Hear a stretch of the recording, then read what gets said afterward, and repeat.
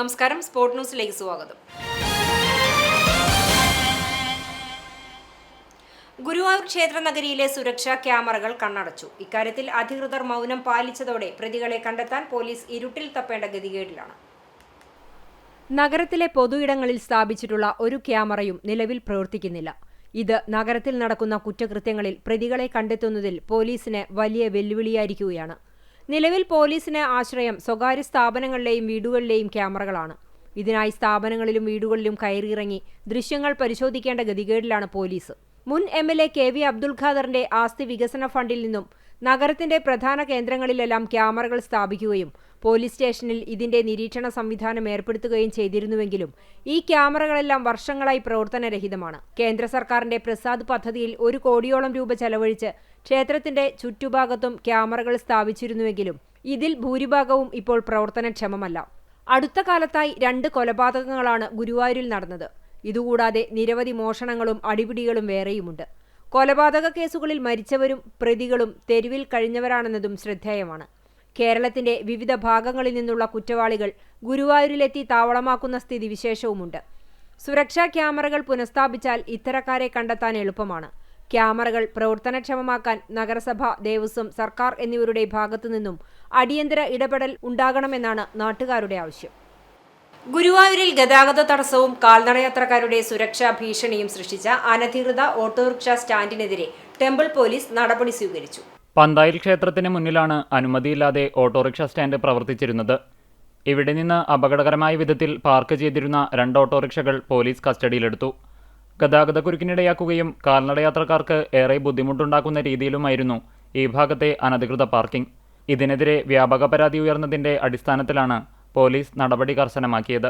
ക്ഷേത്രനടയിൽ നിന്ന് യാത്രക്കാരെ ചാക്കിട്ടുപിടിക്കാൻ പതുക്കെ സഞ്ചരിക്കുന്ന ഓട്ടോറിക്ഷകൾക്കെതിരെയും പെർമിറ്റില്ലാതെ അനധികൃതമായി പാർക്ക് ചെയ്യുന്ന ഓട്ടോറിക്ഷകൾക്കെതിരെയും നടപടിയുണ്ടാകും.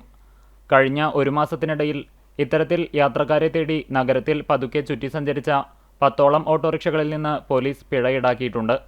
പരിശോധന തുടരുമെന്നും നിയമലംഘനം നടത്തുന്ന ഓട്ടോറിക്ഷകൾ പിടിച്ചെടുത്ത് കോടതിയിൽ ഹാജരാക്കുമെന്നും Guruvayur temple station SHO Vinod Valiyattoor അറിയിച്ചു. 4 വർഷ ബിരുദ പഠനത്തിലേക്ക് പ്രവേശനം നേടിയ വിദ്യാർത്ഥികൾക്ക് അക്കാദമിക ജീവിതത്തിന് മികച്ച അടിത്തറ ഒരുക്കുന്നതിനായി മാർ ഒസ്താത്യോസ് കോളേജിൽ 3 ദിവസത്തെ ബ്രിഡ്ജ് കോഴ്സ് സംഘടിപ്പിച്ചു. കോളേജിലെ IQACയുടെയും commerce and management studies, computer application, English language and literature വിഭാഗങ്ങളുടെയും സംയുക്താഭിമുഖ്യത്തിലായിരുന്നു പരിപാടി. College principal doctor Babu CP bridge course ഉദ്ഘാടനം ചെയ്തു. പുതിയ അക്കാദമിക സാഹചര്യങ്ങളുമായി വിദ്യാർത്ഥികളെ പരിചയപ്പെടുത്തുന്നതിനും ആശയവിനിമയ ശേഷി, പഠന നൈപുണി, വ്യക്തിത്വ വികസനം, ഉന്നത വിദ്യാഭ്യാസ സാധ്യതകൾ എന്നിവയെക്കുറിച്ച് അവബോധം നൽകുന്നതിനും വിവിധ വിഷയങ്ങളിലെ വിദഗ്ധർ ക്ലാസുകൾ നയിച്ചു. വിദ്യാർത്ഥികളുടെ സജീവ പങ്കാളിത്തത്തോടെ നടന്ന ബ്രിഡ്ജ് കോഴ്സ് പുതിയ പഠനയാത്രയ്ക്ക് ആത്മവിശ്വാസവും പ്രചോദനവും പകർന്നതായി സംഘാടകർ അറിയിച്ചു. ഡൽഹിയിൽ സമരം ചെയ്യുന്ന വിദ്യാർത്ഥികൾക്കും ചെറുപ്പക്കാർക്കും ഐക്യദാർഢ്യം പ്രഖ്യാപിച്ച കർഷക സംഘം കുന്നംകുളം ഏരിയ കമ്മിറ്റിയുടെ നേതൃത്വത്തിൽ പെരുമ്പിലാവിൽ പ്രകടനവും പൊതുയോഗവും നടത്തി. കർഷക സംഘം ജില്ലാ കമ്മിറ്റി അംഗം K. കൊച്ചനിയൻ ഉദ്ഘാടനം ചെയ്തു. ഏരിയ സെക്രട്ടറി KB ജയൻ അധ്യക്ഷനായി.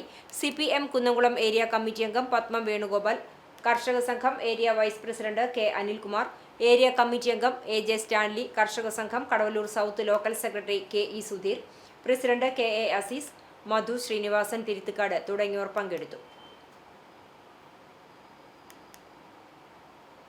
കേരള വ്യാപാരി വ്യവസായി സമിതി ചാലിശ്ശേരി യൂണിറ്റിന്റെ വാർഷിക സമ്മേളനം ഞായറാഴ്ച നടക്കും. രാവിലെ 10-ന് ചാലിശ്ശേരി സർവീസ് സഹകരണ ബാങ്ക് ഹാളിൽ block panchayat president PR Kunjunni സമ്മേളനം ഉദ്ഘാടനം ചെയ്യും. കേരള വ്യാപാരി വ്യവസായി സമിതി ജില്ലാ ജോയിന്റ് സെക്രട്ടറി ബേബി ശ്രീകൃഷ്ണപുരം മുഖ്യ പ്രഭാഷണം നടത്തും. സമ്മേളനത്തോടനുബന്ധിച്ച് SSLC, +2, degree, PG, LSS, USS പരീക്ഷകളിൽ മികച്ച വിജയം നേടിയ സമിതി അംഗങ്ങളുടെ മക്കളെ അനുമോദിക്കും. കൂടാതെ ചാലിശ്ശേരി ഗ്രാമപഞ്ചായത്തിലെ ഹരിതകർമ്മ സേനാംഗങ്ങൾക്കുള്ള കിറ്റ് വിതരണവും നടക്കും. വ്യാപാരികളും സമിതി അംഗങ്ങളും സമ്മേളനത്തിൽ പങ്കെടുക്കണമെന്ന് സംഘാടകരായ president Rajan, secretary TK Muhammad, treasurer A. Vijayan, രക്ഷാധികാരി VS ശിവാസ് എന്നിവർ അറിയിച്ചു. പെരുമ്പിലാവ് TMVHS സ്കൂളിൽ ജൂലൈ 22, 23 തീയതികളിൽ കായികമേള സംഘടിപ്പിച്ചു. PTA പ്രസിഡന്റ് നൌഷാദ് മേള ഉദ്ഘാടനം ചെയ്തു. മാർച്ച് പാസ്റ്റോടുകൂടി ആരംഭിച്ച മേളയിലെ വിവിധ മത്സര ഇനങ്ങളിൽ കുട്ടികൾ പങ്കെടുത്തു. കിഡീസ് വിഭാഗത്തിൽ ശിവലക്ഷ്മി, ആദികൃഷ്ണ എന്നിവരും സബ് ജൂനിയർ വിഭാഗത്തിൽ വൈഗ, നസ്രത്ത്, രാജ് കെ ബി എന്നിവരും വിജയം സ്വന്തമാക്കി. ജൂനിയർ വിഭാഗത്തിൽ സഫാസ്, ആവണി, പ്രദീപ് എന്നിവർ വ്യക്തിഗത ചാമ്പ്യൻഷിപ്പ് കരസ്ഥമാക്കി. കുട്ടികളെ ഹൗസുകളായി തിരിച്ചുകൊണ്ട് നടത്തിയ മത്സരങ്ങളുടെ അവസാനം ബ്ലൂ ഹൗസ് വിജയികളായി.